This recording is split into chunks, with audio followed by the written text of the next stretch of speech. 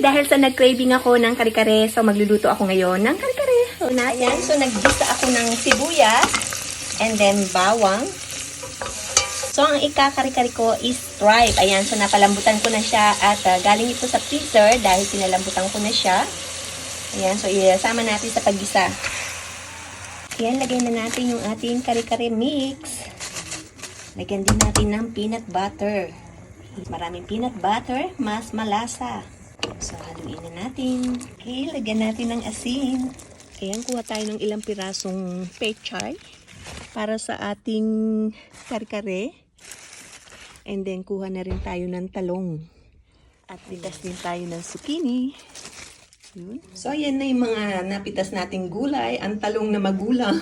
Wow! Pechay and then ang zucchini. So, ayan lang yung ating isasahog na gulay.